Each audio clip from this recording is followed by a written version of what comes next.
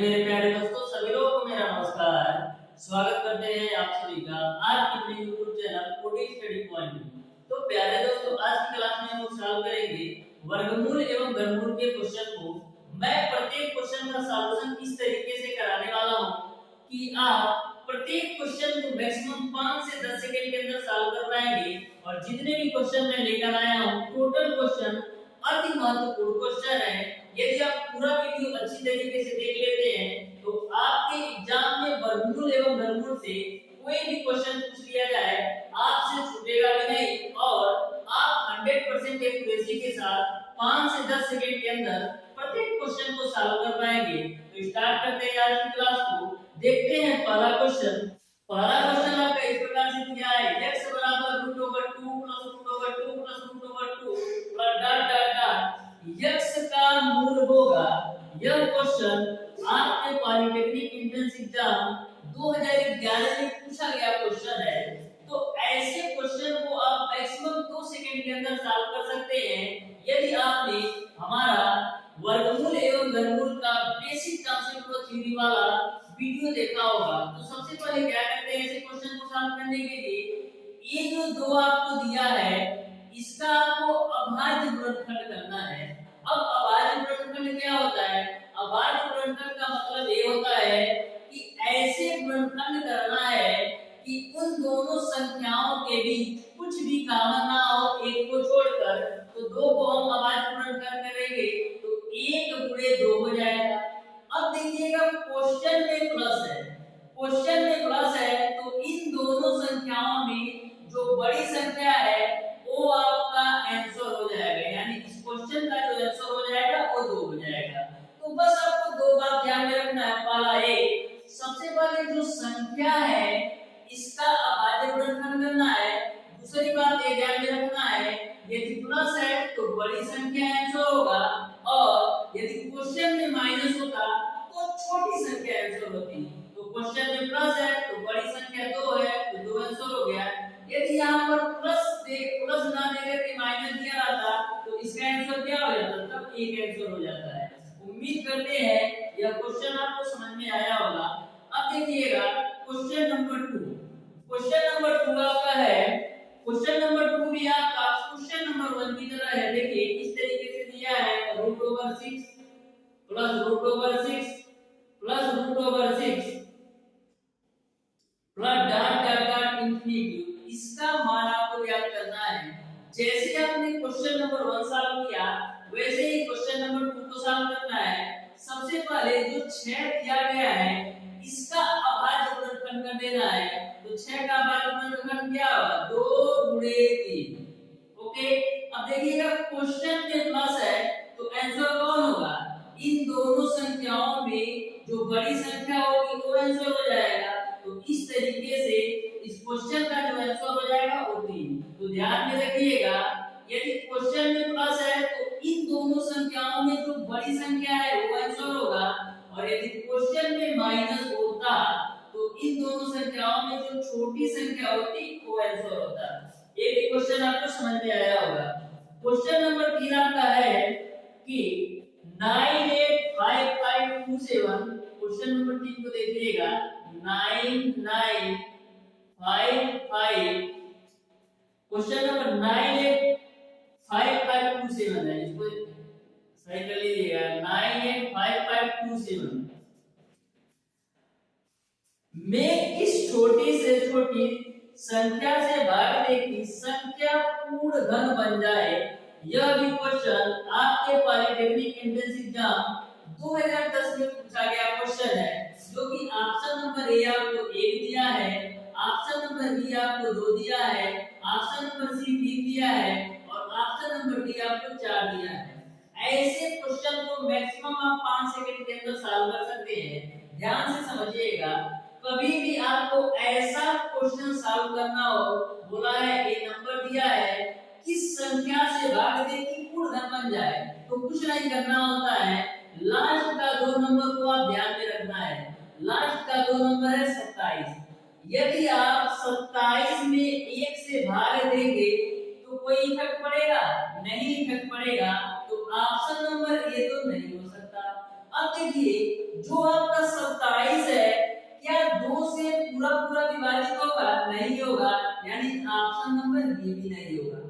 क्या 27 3 से पूरा पूरा विभाजित होगा? तो कहेंगे हाँ, यानी कि आपका ऑप्शन नंबर सी सही हो जाएगा। अब देखिए ऑप्शन नंबर डी है 4, क्या 4 से 27 पूरा पूरा विभाजित होगा? नहीं होगा, यानी कि ऑप्शन नंबर डी भी नहीं होगा। मैंने ऑप्शन नंबर डी इसलिए लिया, यदि आपका ऑप्शन नंबर डी 4 ना देकर के 9 दिया रहता तो क्या होता? यदि 4 ना देकर के 9 दिया रहता तो आपको इस क्वेश्चन को सॉल्व करना पड़ता है, लेकिन आपका जो ऑप्शन नंबर डी है वो 4 है, जो कि 4 से 27 पूरा पूरा विभाजित नहीं है, तो एक ही संख्या आपको मिल रहा है 3, जिससे यह 27 पूरा पूरा विभाजित हो रहा है। इस तरीके से इस क्वेश्चन का आंसर ऑप्शन नंबर सी सही हो जाएगा। अब देखिएगा क्वेश्चन नंबर 4। क्वेश्चन नंबर 4 आपका है, क्वेश्चन नंबर 4 आपको इस तरीके से दिया है, √1 प्लस 25 बटे 144 बराबर आपको दे रखा है 1 plus x by 12, 1 plus x by 12। ये क्वेश्चन आपको दे रखा है, आपको x का मान निकालना है। तो सबसे पहले इसको सॉल्व करते हैं। तो देखिएगा इसका आप एलसीएम ले लीजिए, तो एलसीएम आपका आ जाएगा 144, तो यहाँ पर आपका हो जाएगा 144 प्लस का 25, और इस साइड की वैल्यू वैसे ही रखना है x बटे 12। अब देखिएगा 144 25 जोड़ेंगे तो 169 होगा, और नीचे आपका हो जाएगा 144 बराबर आपका हो जाएगा 1 प्लस का x बटे 12। 169 आपका है, किसका वर्गमूल है? 13 का, और 144 आपका है 12 का वर्गमूल। यहाँ से हो जाएगा 1 प्लस का x बटे 12। अब देखिएगा एक जो है उसको आप लेफ्ट हैंड साइड में लाइए, तो 13 बटे 12 माइनस 1 बराबर x बटे 12।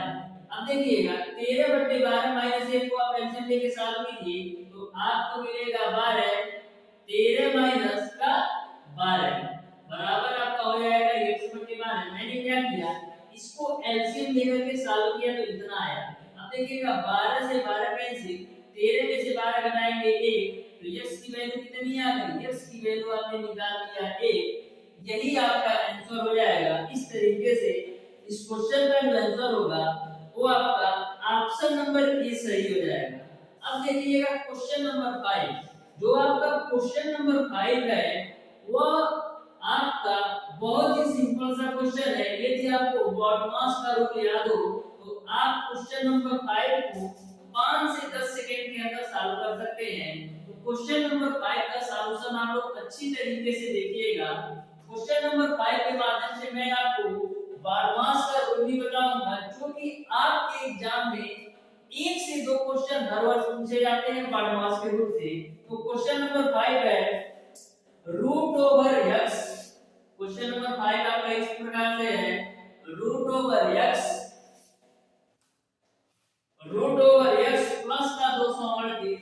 प्लस का 238 बराबर आपको दे रखा है 360 का 4/5।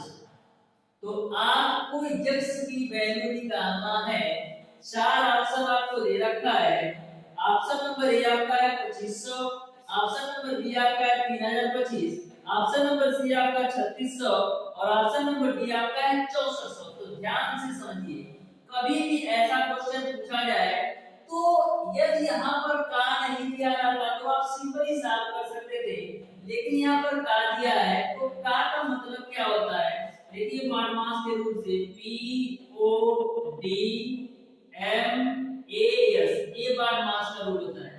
B का मतलब होता है ब्रैकेट, B का मतलब होता है ब्रैकेट, O का मतलब होता है हाफ, D का मतलब होता है डिवाइड, M का मतलब होता है मल्टीप्लाई,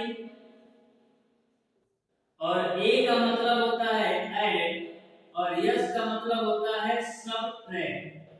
ओके, तो ऐसा सीक्वेंस में इसलिए रखा जाता है, कभी भी आपके क्वेश्चन में यदि पहले ब्रैकेट दिया हो, हाफ दिया हो, डिवाइड दिया हो, मल्टीप्लाई दिया हो, तो सबसे पहले आपको ब्रैकेट को सॉल्व करना है, फिर आपको आप को सॉल्व करना है, फिर डिवाइड को सॉल्व करना है, फिर मल्टीप्लाई को, फिर ऐड को, फिर सब्ट्रैक्ट को। इसी सीक्वेंस में आपको क्वेश्चन को सॉल्व करना होता है। यदि कोई भी क्वेश्चन आपसे पूछ लिया जाए जिसमें ब्रैकेट भी हो, हाफ भी हो, डिवाइड भी हो, मल्टीप्लाई भी हो, तो ऐसे क्वेश्चन में सबसे पहले ब्रैकेट को हल करना है, फिर आपको हाफ को, फिर डिवाइड को, फिर मल्टीप्लाई को, फिर ऐड को, फिर सब्ट्रैक्ट को।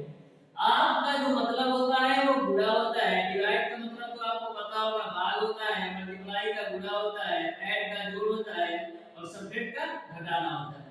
ओके, तो यहाँ पर दिया है का 4/5, तो हाफ का जो मतलब होता है वो का होता है, तो इसको हम लिख देते हैं √x प्लस का 238 बराबर 360, और एक का मतलब क्या है, आपका ही हिंदी मतलब होता है का, तो का जगह पर क्या लिख देंगे गुणे 4/5। अब हल कर लीजिए, 5 से काटेंगे तो 5 7 35, 5 गुना 10, तो यहाँ से मिलेगा आपको √x प्लस का 229 बराबर 4 से गुणा कराइए, 4 गुना 8, फिर 4 7 28, तो यहाँ से √x बराबर इस नंबर को आप राइट साइड लेकर जाइए तो हो जाएगा आपका 288 माइनस का 229, तो √x बराबर आपको मिलेगा 288 में से 229 घटाइए, 8 में से 8 जाएगा 0, 8 में से 3 जाएगा 5, और 2 में से 2 घटाएंगे तो 0,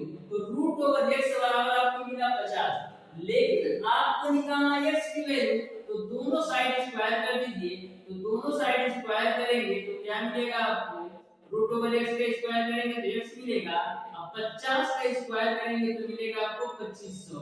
इस तरीके से जो x की वैल्यू आ गई वो आपका 2500 आ गया, यानी कि आपका ऑप्शन नंबर ए सही हो जाएगा। अब देखिएगा क्वेश्चन नंबर 6। क्वेश्चन नंबर 6 आपका है, किसी पिकनिक पार्टी के प्रत्येक सदस्य ने उतने रुपए के दोगुने रुपए दिए जितने की कुल सदस्य थे, और इस प्रकार कुल 3042 एकत्रित हुए, तब उस पार्टी में उपस्थित सदस्यों की संख्या थी। तो ये जो आपका क्वेश्चन नंबर 6 है, इसमें आपको केवल क्वेश्चन को समझने की बारी है और कुछ नहीं है। यदि आप क्वेश्चन को समझ जाते हैं तो इस क्वेश्चन को आप 10 सेकंड के अंदर सॉल्व कर सकते हैं। देखिए क्वेश्चन में ये बोला गया है कि प्रत्येक सदस्य यानी कि प्रत्येक व्यक्ति उतना रुपया देता है जितने की टोटल सदस्य हैं उसका दोगुना रुपया देता है। जैसे कि मान लीजिए कि किसी पिकनिक पार्टी के टोटल सदस्यों की संख्या 5 है, तो बोला है एक सदस्य उतना रुपया देता है जितने की पिकनिक पार्टी में सदस्य है इसका दोगुना रुपया। तो मैंने माना है कि पिकनिक पार्टी में 5 सदस्य हैं, तो एक सदस्य कितना रुपया देगा 10। मान लीजिए पिकनिक पार्टी में 6 सदस्य होते तो एक सदस्य कितना रुपया देता 12, यानी कि एक सदस्य उतना रुपया दे रहा है जितना पिकनिक पार्टी में सदस्य हैं उसका दोगुना रुपया देता है। तो बात समझ में आ गई होगी। तो सबसे पहले मैं मान लेता हूं कि पिकनिक पार्टी में जो सदस्य हैं, जो सदस्यों की संख्या है वो आपका x है, तो एक सदस्य कितना रुपया देगा, जितने सदस्य हैं इसका दोगुना रुपया। तो एक सदस्य द्वारा दिया गया पैसा, एक सदस्य द्वारा दिया गया पैसा कितना होगा 2x होगा, क्योंकि क्वेश्चन में बोल रखा है जितने सदस्य है उसका दोगुना रुपया देता है एक सदस्य, और टोटल वैल्यू दे रखा है 3042, तो x यानी सदस्यों की संख्या और एक सदस्य कितना देता है 2x, इसका जो मान है वो 3042 है। अब देखिएगा 2x x करेंगे तो 2x स्क्वायर होगा बराबर आपका हो जाएगा 3042, 2 से काटिए 2 एकम 2, 2 बचे 10, फिर 2 एकम 2 दूना 4, फिर 2 एकम 2, यानी x स्क्वायर की वैल्यू जो आ गई वो आपको मिल गई 1521। अब 1521 का आप लोग वर्गमूल निकालिए तो देखिएगा 1521 3 से काटेंगे तो 3 पचे 15, 0 3 7 21, फिर 3 से 3 एकम 3, 3 छक 18, 3 9 27, फिर 3 से कटेगा नहीं तो 13 से 13 13 या नहीं 169, फिर 13 एकम 13। तो क्या आपको मिल गया? आपको इन जोड़ा से एक 3 आएगा, यानी x की वैल्यू आप निकालेंगे तो 3 3 का जोड़ा बन रहा है तो एक 3 यहाँ से निकलेगा, अब 13 13 का जोड़ा बन रहा है तो एक 13 यहाँ से निकलेगा, यानी 13 3 39। यानी कि पिकनिक पार्टी में जो सदस्य हैं 39। आपको क्वेश्चन में बताना है उपस्थित सदस्यों की संख्या, तो कितने सदस्य मैंने माना है x, और x की वैल्यू आ गई 39। तो पिकनिक पार्टी में जो सदस्यों की संख्या 39 होगी। इस तरीके से आपका ऑप्शन नंबर डी सही हो जाएगा। अब देखिएगा क्वेश्चन नंबर 7। क्वेश्चन नंबर 7 को ध्यान से समझिए और इसको सॉल्व करने का प्रयास कीजिए। क्वेश्चन नंबर 7,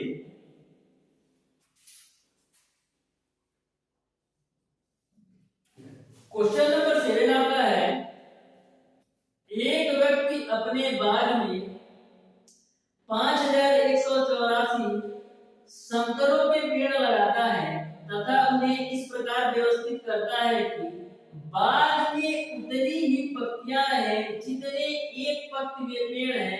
बाग में कितनी पत्तियां हैं? तो ध्यान से क्वेश्चन को समझना है। क्वेश्चन में ये बोला है कि जितनी पत्तियों की संख्या है उतने ही एक पत्ती में पेड़ है। कहने का मतलब ये है कि मान लीजिए 4 पत्तियां हैं, 1 2 3 4, तो ये जितनी पत्तियां हैं, कितनी पत्तियां हैं मैंने मान लिया कि 4 पत्तियां हैं, तो जितनी पत्तियां हैं उतने ही एक पत्ती में पेड़ है, यानी 1 2 3 4। यहां तक क्लियर है? क्वेश्चन में यही बोला है कि जितनी पत्तियां हैं उतने ही एक पत्ती में पेड़ है। तो 4 पत्तियां हैं तो एक पत्ती में कितना? 4 पेड़, यानी कुल मिला जुला के आपको निकालना है वर्गमूल।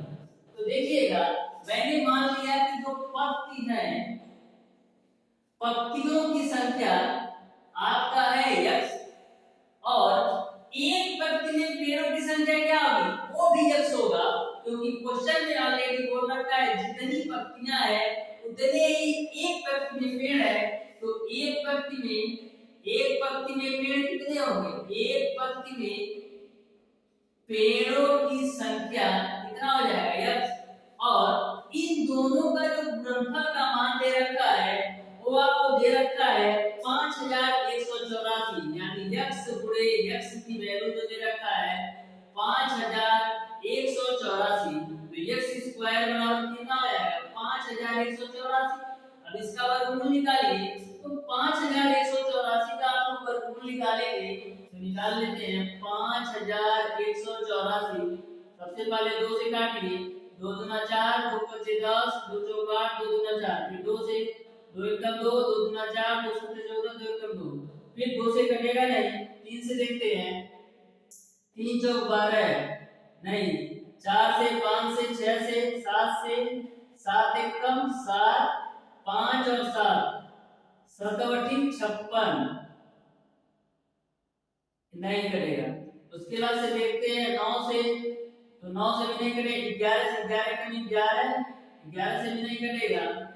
13 से देखते हैं, 13 9 117, 13 9 117, फिर 10 एक बचेगा, 13 से भी नहीं कटेगा।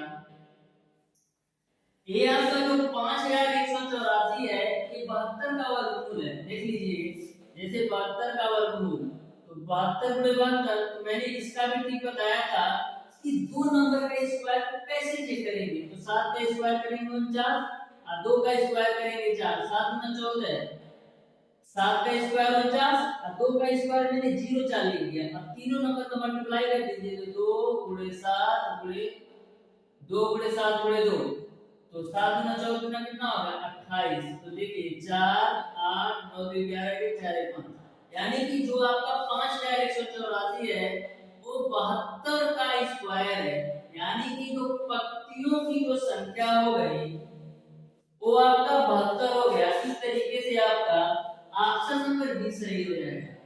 प्यारे दोस्तों जो हमारा पहला वीडियो है वर्गमूल एवं घनमूल का जरूर देखिएगा। मैं ऐसे ऐसे कॉन्सेप्ट और ट्रिक बताया हूं कि आप वर्गमूल एवं घनमूल के ऐसे प्रश्नों को 5 सेकंड के अंदर सॉल्व कर सकते हैं। जैसे कि मैंने इसको बताया कि 2 अंक का वर्गमूल स्क्वायर आप कैसे ट्रिक के माध्यम से 5 सेकंड के अंदर सॉल्व कर सकते हैं। तो सबसे पहले फर्स्ट नंबर का स्क्वायर किया 49, सेकंड नंबर का स्क्वायर होता है 4, 4 को 0 4 लिख दिया। अब तीनों नंबर का मल्टीप्लाई कर दीजिए, यानी 2 का गुणा गुणे 2 गुणे 7। तो इन तीनों नंबर का आपस में मल्टीप्लाई कर दिया। फिर क्या करना है, जो आपका इन तीनों का मल्टीप्लाई 28 आया, इसको बीचों बीच लिख देना है, फिर ऐड कर देना है, जो आएगा वही आपका आंसर होगा। अब देखिएगा क्वेश्चन नंबर 8। जो क्वेश्चन नंबर 8 है इसको ध्यान से समझिए। बोला है निम्नलिखित में से कौन सा कथन सत्य है। 4 ऑप्शन आपको दे रखा है। एक चीज मैं आपको बता दूं कि किसी भी संख्या का यदि आप वर्ग करते हैं, ध्यान से समझिएगा, यदि आप किसी भी संख्या का वर्ग करते हैं तो जो इकाई का अंक होता है वह कभी भी 2 3 7 और 8 नहीं आता है। ये यदि आप अपने माइंड में सेट कर लेते हैं तो आप कभी भी वर्गमूल या वर्ग में कभी भी कंफ्यूजन नहीं होगा। ध्यान में रखिएगा, आप चाहे किसी भी संख्या का वर्ग कर ले, उस संख्या का जो इकाई अंक आएगा वो 2 3 7 8 नहीं आएगा। जैसे 1 का स्क्वायर, 2 का स्क्वायर, 3 का स्क्वायर, 4 का स्क्वायर, 5 का स्क्वायर, 6 का स्क्वायर, 7 का स्क्वायर, 8 का स्क्वायर, कितना भी स्क्वायर आप कर लीजिए, इसका इकाई का अंक जो है वो आपका 2 3 7 8 नहीं आएगा। देखिए 25, आपका 36 हो गया, ये 49 आ गया, ये आपका 64 आ गया। आगे भी आप चेक कर सकते हैं, कहीं पर भी आपको इकाई का अंक 2 3 7 8 नहीं मिलेगा, जैसा कि आप देख सकते हैं। तो ध्यान में रखिएगा कि किसी भी संख्या का आप वर्ग कर ले, कभी भी इकाई का अंक 2 3 7 8 नहीं आता है। तो जो क्वेश्चन नंबर 8 है, यदि किसी स्टूडेंट को यह याद होगा कि इकाई का अंक किसी भी संख्या का वर्ग करने पर इकाई का अंक 2 3 7 8 नहीं आता, वो क्वेश्चन नंबर 8 को तुरंत टिक कर देगा। क्वेश्चन को देखते ही देखिए ऑप्शन नंबर ए में ही दिया गया है कि 6083 एक पूर्ण वर्ग संख्या नहीं है। आपको सत्य कथन काटना है, तो इसमें देखिएगा 6083 एक पूर्ण वर्ग संख्या नहीं है, तो सही बात है कि 6083 है एक पूर्ण वर्ग संख्या नहीं है। यानी कि जो क्वेश्चन नंबर 7 8 है इसका ऑप्शन नंबर ए सही हो जाएगा। क्यों? क्योंकि किसी भी संख्या के पूर्ण वर्ग में इकाई का अंक 3 नहीं आता है। तो ध्यान में आपको ये रखना है कि 2 3 7 8 किसी भी संख्या के वर्ग का इकाई अंक नहीं होता है। अब देखिएगा क्वेश्चन नंबर 9। क्वेश्चन नंबर 9 को ध्यान से समझिए। क्वेश्चन नंबर 9 को आपको कैसे सॉल्व करना है। देखिए क्वेश्चन नंबर 9 आपको कुछ इस प्रकार से दिया है आपको रूट ओवर, फिर उसके बाद से एक बड़ा ब्रैकेट है, करड़ी के अंदर आपको दे रखा है 592704, 592704 बटे आपको दे रखा है 64, और इसका आपको स्क्वायर करना है और डिवाइडेड बाय 9 है। इसी को आपको हल करना है, ये पूरा करड़ी के अंदर है, ध्यान में रखिएगा। तो ध्यान से समझिए इस क्वेश्चन को कैसे सॉल्व करना है। तो सबसे पहले प्यारे दोस्तों करते क्या है, इसी को बीच वाली जो वैल्यू है इसको पहले 64 से डिवाइड करते हैं। देखिए 5 9 2 7 0 4 है, इसको 64 से डिवाइड करते हैं तो 4 से काटेंगे कितना है 16 चौको 64, फिर इसको 4 से काटिए 4 एकम 4, 4 चौक 16, 4 अठम 32, 4 एकम 4 बचे 3 0, 4 7 28, फिर 4 से 24, फिर 4 से काटिए 4 चौक 16, फिर 4 3 12 2 8, 4 7 28, एक है तो 0 उतरेगा, फिर 4 चौक 16, 1 6 4 चौक 16, फिर 4 से काटिए तो 4 9 36 1 0, 4 2 8 2 4, 4 6 24, फिर 4 एकम 4। यानी कि इस पूरी वैल्यू का जो मान है वो 9261 है। तो आपका क्वेश्चन कुछ इस प्रकार से बन जाएगा, रूट ओवर 9261 डिवाइडेड बाय 9। यहाँ तक आपको पूरी बात क्लियर समझ में आया हो? यहाँ तक आपको पूरी बात क्लियर समझ में आया हो? मैंने क्या किया, ये जो वैल्यू आपकी दी गई है इसको मैंने सॉल्व कर लिया 64 से भाग दे करके, जो कि आपका आया 9261। अब जो आपका 9261 होता है वह किसका घनमूल है? तो यदि आपको 1 से 25 तक अच्छी तरीके से वर्गमूल और घनमूल ज्ञात होगा तो आपको तुरंत बता देंगे कि जो 9261 है वह 21 का घनमूल है। आपको घनमूल ही निकालना था तो यहाँ पर तो हो जाएगा 21, और इसके बाद से इस संख्या का भी स्क्वायर है, तो ध्यान रखिएगा इस संख्या का भी स्क्वायर है, तो इसका जो घनमूल आ गया वो तो 21 इस संख्या का स्क्वायर है और डिवाइडेड बाय 9। यहाँ तक किसी को कोई प्रॉब्लम नहीं होना चाहिए। मैंने सबसे पहले इसको सॉल्व किया तो 9261 आया, फिर तो आपका 9261 का घनमूल निकालना था क्योंकि करड़ी के बाहर 3 है तो उसका घनमूल आपका 21 आया और इसका स्क्वायर है तो स्क्वायर करते हैं। अब देखिए इसको हम लिख सकते हैं 21 का स्क्वायर और भागा 9 है तो इसको हम बट्टा 9 लिख सकते हैं। अब क्या होगा, 21 के स्क्वायर को लिख सकते हैं 21 गुणे 21 और 9 को लिख सकते हैं 3 गुणे 3। अब देखिएगा इसका वर्गमूल निकालना है तो 2 21 है तो 1 21 बार आएगा, यहाँ पर 2 9 है तो 1 3 बार आएगा, 3 7 21, यानी फाइनली आंसर आपका निकल के आएगा 7। इस तरीके से आपका ऑप्शन नंबर सी सही हो जाएगा। अब देखिएगा इसी में क्वेश्चन नंबर 10, क्वेश्चन नंबर 10 को ध्यान से समझिए और सॉल्व करने का प्रयास कीजिए कि क्वेश्चन नंबर 10 को आप कैसे सॉल्व कर पाएंगे। तो क्वेश्चन नंबर 10 आपका देखिए ध्यान से, क्वेश्चन नंबर 10 आपको दे रखा है कि रूट ओवर 75.24 प्लस का x बराबर 8.71 हो तो x का मान होगा। आपको x की वैल्यू निकालना है, तो ध्यान से इस क्वेश्चन को समझिएगा। इस क्वेश्चन को आप कैसे सॉल्व कर पाएंगे? तो सबसे पहले प्यारे दोस्तों करते क्या है, दोनों साइड का स्क्वायर कर देंगे। तो इधर का स्क्वायर करेंगे तो कौन ही घटेगा, तो हो जाएगा आपका 75.24 प्लस का x और इधर का स्क्वायर होगा तो 8.71 का स्क्वायर होगा। यहाँ तक आपको समझ में आ गया होगा। मैंने दोनों साइड का स्क्वायर किया, इधर का कौन ही है, इधर का स्क्वायर चला। अब देखिएगा 75.24 प्लस का x, अब देखिए 8.7 का आप स्क्वायर करिए तो 9 का x स्क्वायर होता तो 81 आता, लेकिन यहाँ पर 8.7 का स्क्वायर है तो सबसे पहले हम क्या करते हैं, इसी का देख लेते हैं 8.7 का स्क्वायर। तो देखिए सिंपल बनाने के लिए क्या करेंगे, हम मान लेते हैं थोड़े समय के लिए मान लेते हैं कि दशमलव नहीं है, यानी 87 का स्क्वायर है, तो ठीक से सॉल्व कर लेते हैं 87 के स्क्वायर को। सबसे पहले फर्स्ट नंबर का स्क्वायर करेंगे तो 64 आएगा, दूसरा नंबर 7 है, 7 का स्क्वायर करेंगे तो 49 आएगा। अब तीनों नंबर का आपस में मल्टीप्लाई करें, तीनों नंबर मतलब 2 का 7 का 8 का, तो 2 गुणे 7 गुणे 8 तो 2 7 14 और 14 और कितना होता है 8 गुना 16 7 कितना होता है 112। अब 112 कैसे लिखना है, इधर से स्टार्ट करेंगे 112। यदि 2 नंबर होता तो बीचों बीच लिखते, लेकिन 3 नंबर है तो यहां से लिख देंगे।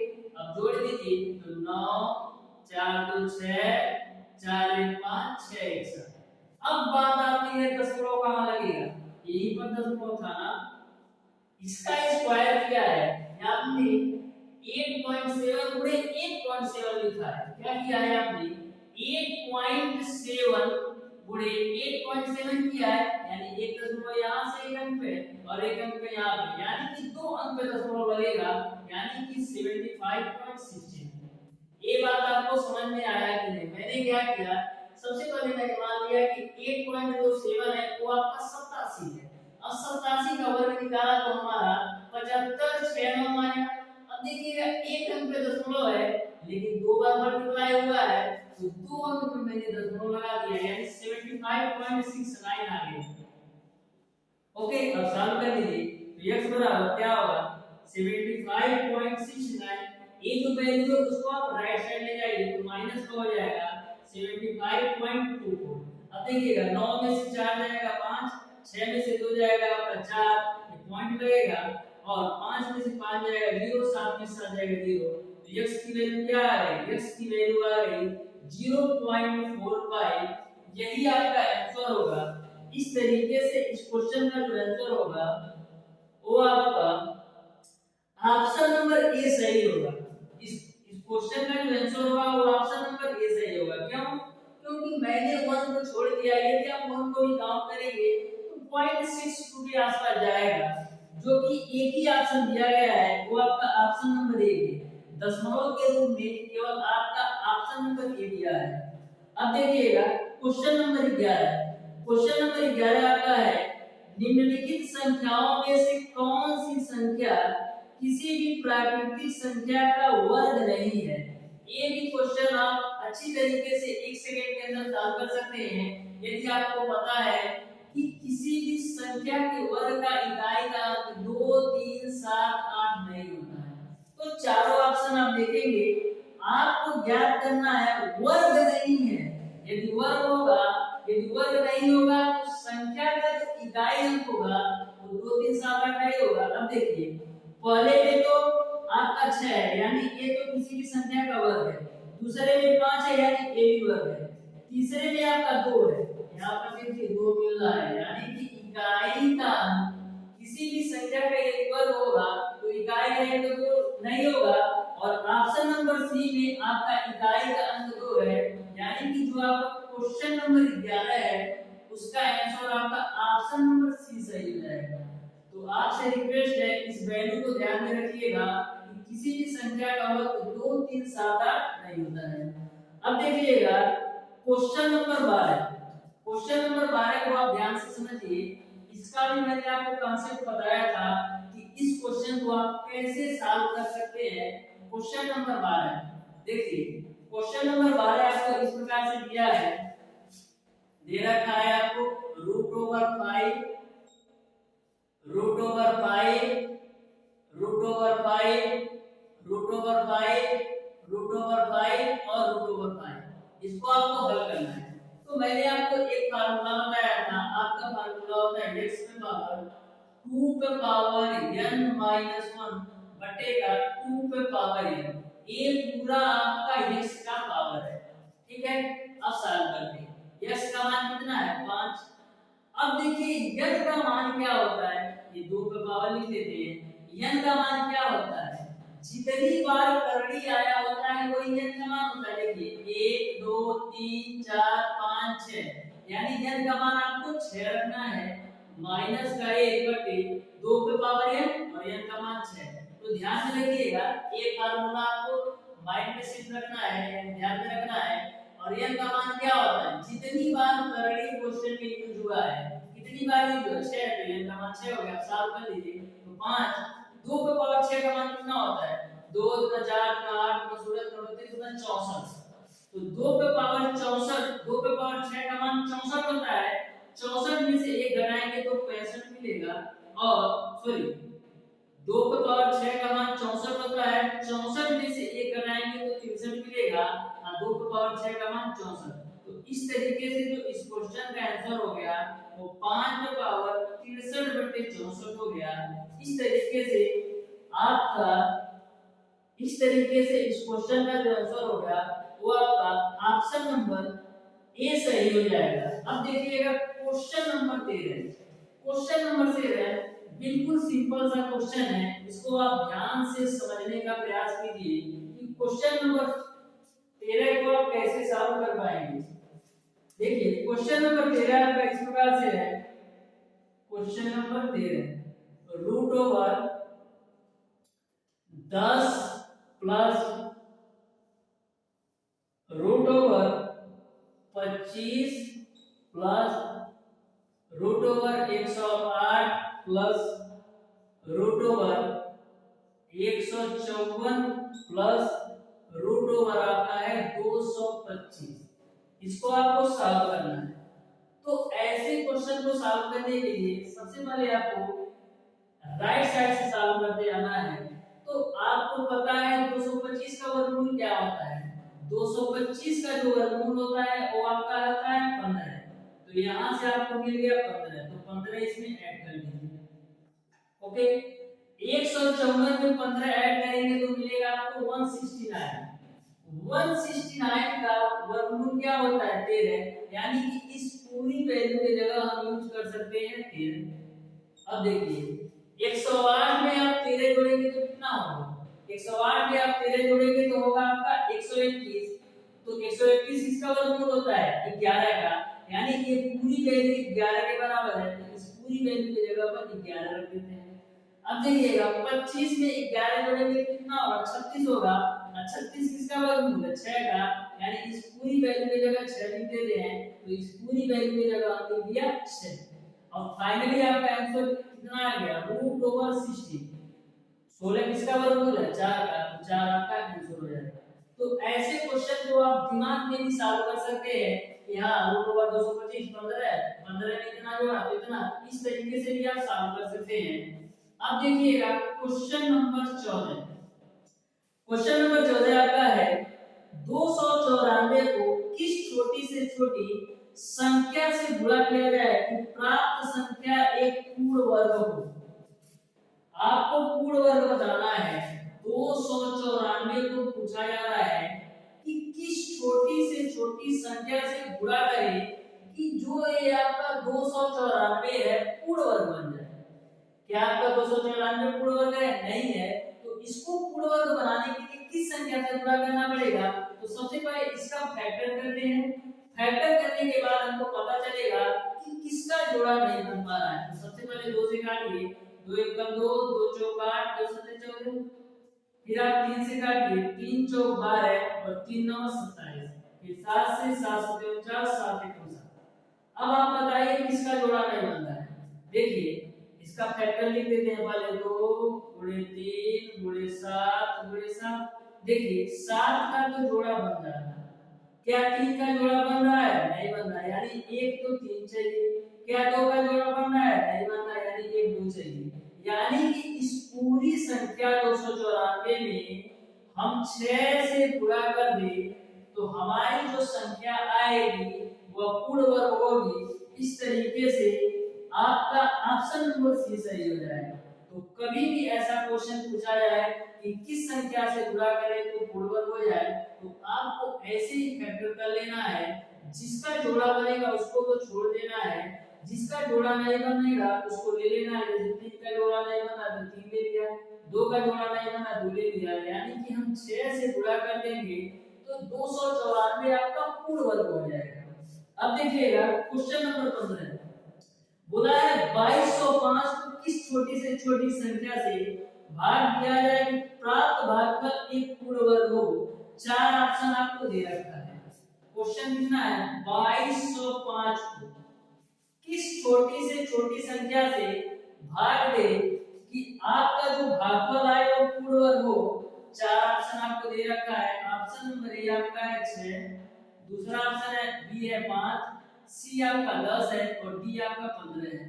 तो मैंने आपको बताया था कभी भी आपसे ऐसा पूछा जाए कि किस छोटी से छोटी संख्या से भाग दे कि जो आपका भागफल आए वो पूर्ण वर्ग हो जाए, तो आपको ऑप्शन से ही सॉल्व कर लेना है। सबसे पहले चेक करते हैं ऑप्शन नंबर ए से। क्या करना है? जो आपका नंबर है लास्ट का केवल 2 नंबर ध्यान में रखना है। क्या आपका 5 6 से पूरा पूरा विभाजित होगा? नहीं होगा, यानी ऑप्शन नंबर ए तो नहीं होगा। अब बात करते हैं ऑप्शन नंबर बी की। क्या 5 से हम 5 को पूरा पूरा विभाजित कर सकते हैं? हाँ, तो ऑप्शन नंबर बी तो सही हो जाएगा। लेकिन आपको इन दोनों ऑप्शन को छोड़ना नहीं है, इन दोनों को भी चेक कर लेना है। क्या 10 से आपका 5 पूरा पूरा विभाजित होगा? नहीं होगा। क्या 15 से आपका 5 पूरा पूरा विभाजित होगा? नहीं होगा, यानी ऑप्शन नंबर डी भी नहीं होगा। यानी कि आपका केवल एक ही ऑप्शन है जो कि है 5। तो 5 से इस पूरी संख्या में भाग देंगे तो पूर्ण वर्ग संख्या आपको मिल जाएगी। इस तरीके से आपका ऑप्शन नंबर ए सही हो जाएगा।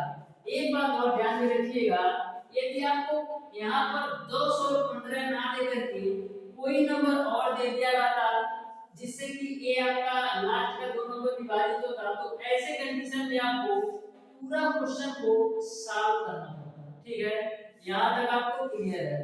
अब देखिएगा सॉल्व कैसे करते हैं। जैसे 2205 है, आपको बात किया गया है भाग का कि किस संख्या से भाग दे कि आपका पूर्ण वर्ग हो जाए। तो इसको भी आप समझ लीजिए। जैसे 2205 है तो सबसे पहले 2 से कटेगा है, 3 से काटिए तो 3 सत्ते 21 1 0 3 3 9 3 5 15। फिर 3 से काटिए 3 दूना 6 फिर 1 3 3 4 12 फिर 3 5 15। फिर 3 से काटिए नहीं करेगा 3 से 5 से तो आपका हो जाएगा 5 24 5 9 45। फिर आपका 7 से 7 2 4 7 1 7। अब आप बताइए ये आपका मिल गया 3 गुणे 3 गुणे 5 गुणे 7 गुणे 7। इस पूरी संख्या में यदि कौन सी संख्या नहीं रहती तो आपका पूर्ण वर्ग होता। तो यही आपका यदि 5 नहीं रहता तो आपका संख्या पूर्ण वर्ग होता, क्योंकि 5 का जोड़ा नहीं बनता। तो आपको यदि ये मेथड अच्छी तरीके से यदि ऑप्शन से ही आप कर लेते हैं, मतलब ऑप्शन में 2 ऑप्शन ना दिया हो कि दोनों ही ऑप्शन से आपका लास्ट के 2 नंबर कटे, तो आपको यदि ऑप्शन में 2 ऑप्शन ऐसा दिया हो कि लास्ट के 2 नंबर कटे तो आपको यह विधि बनाना है।